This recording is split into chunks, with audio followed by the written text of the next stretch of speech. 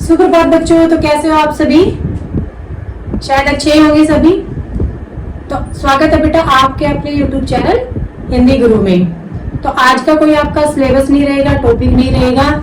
आज मैं आपको बताऊंगी हिंदी दिवस के बारे में। तो सबसे पहले आप सभी को हिंदी दिवस की बहुत ही ज्यादा शुभकामनाएं। ओके, तो मैं आपको थोड़ा सा ना हिंदी दिवस के बारे में बताना चाहूंगी, राष्ट्रीय हिंदी दिवस और विश्व हिंदी दिवस के बारे में।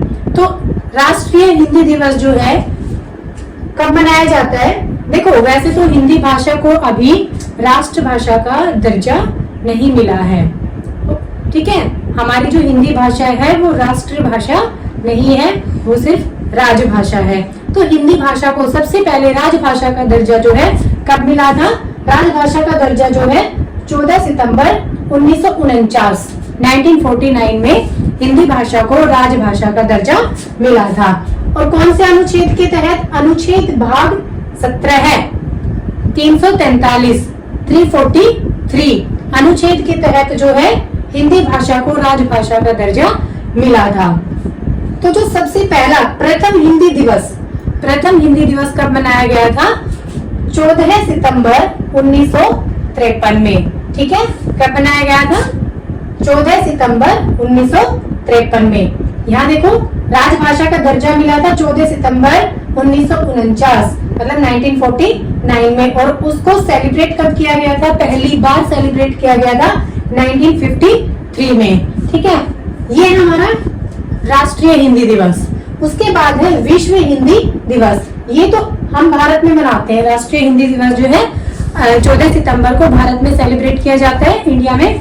उसके बाद विश्व हिंदी दिवस मतलब वर्ल्ड लेवल पर भी हिंदी को जो है मान सम्मान दिया जाता है, क्योंकि ओनली इंडिया में ही हिंदी भाषा नहीं बोली जाती है, और भी बहुत सारी कंट्री है जहाँ हिंदी भाषा बोली जाती है, ठीक है। तो सबसे पहले जो विश्व हिंदी दिवस है वो 10 जनवरी को मनाया गया था। और प्रथम विश्व हिंदी दिवस जो है 2006 में जो है इसकी घोषणा की थी, ठीक है। 2006 में मनमोहन सिंह जी ने इसकी घोषणा की थी कि भाई वर्ल्ड लेवल पर भी ये मनाया जाएगा, सेलिब्रेट किया जाएगा। इंडिया में इसकी घोषणा की थी।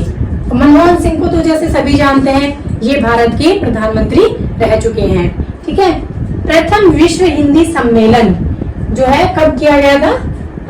ये 10 जनवरी 1975 मतलब 1975 में जो है प्रथम विश्व हिंदी सम्मेलन सेलिब्रेट किया गया था, ठीक है। ये तो हो गया हमारा राष्ट्रीय और विश्व हिंदी के बारे में थोड़ी सी बेसिक नॉलेज है, जो आपके उसमें भी काम आती है। जो कॉम्पिटिटिव लेवल के बच्चे होते हैं, एग्जाम देते हैं, उस लेवल पर भी काम आती है। और वैसे भी हमें जनरल नॉलेज अपनी हिंदी भाषा के बारे में होनी चाहिए, ठीक है। वैसे तो अगर इंडिया की बात करें तो इंडिया में हमारी जो राजभाषा है हिंदी, इतनी अच्छी रेपुटेशन नहीं है। आजकल के बच्चों को तो बहुत प्रॉब्लम आती है हिंदी में, पढ़ना ही नहीं चाहते हैं, ठीक है। उनको तो बस इंग्लिश लैंग्वेज में आगे बढ़ना है, ठीक है। इंग्लिश जो है आज के टाइम की इम्पोर्टेंट लैंग्वेज है, ठीक है। प्रायोरिटी कह सकते हैं कि हम कहीं भी जाते हैं तो इंग्लिश इम्पोर्टेंट है, आई नो मोस्ट इम्पोर्टेंट है। लेकिन उसके साथ साथ हमें अपनी जो राजभाषा है, हमारी जो मातृभाषा है, उसको भी नहीं भूलना चाहिए। अगर हम दूसरे कंट्री जैसे कि इंडिया के स्टूडेंट्स जो है रसिया जाते हैं MBBS करने के लिए, तो वहां भी सबसे पहले उनको रसियन लैंग्वेज सीखनी पड़ती है। और जो वहाँ के लोग हैं, अगर कोई भी स्टूडेंट किसी भी कंट्री का वहाँ MBBS करने के लिए जाता है और उनकी लैंग्वेज की इंसल्ट करता है तो उन्हें बुरा लगता है। लेकिन इंडिया में ऐसा कुछ नहीं है। हम लोग ही स्टूडेंट्स, जो पब्लिक है, वो खुद हिंदी लैंग्वेज की इंसल्ट करती है, ठीक है। तो हमें जो है अपनी भाषा को मान सम्मान देना चाहिए। हमें जो है हिंदी का लेवल जो है ऊंचा बढ़ाना चाहिए। इसके लिए जो हमारी गवर्नमेंट है उसको भी कोई ना कोई स्टेप उठाना चाहिए। तो ये मैंने आपको बता दिया है। ये एक क्वेश्चन आपके लिए है, ये क्वेश्चन हिंदी भाषा के लिए भी कौन सी है, तो ये मुझे आप कमेंट सेक्शन में लिख के जरूर बताना कि हिंदी भाषा की लिपि कौन सी है।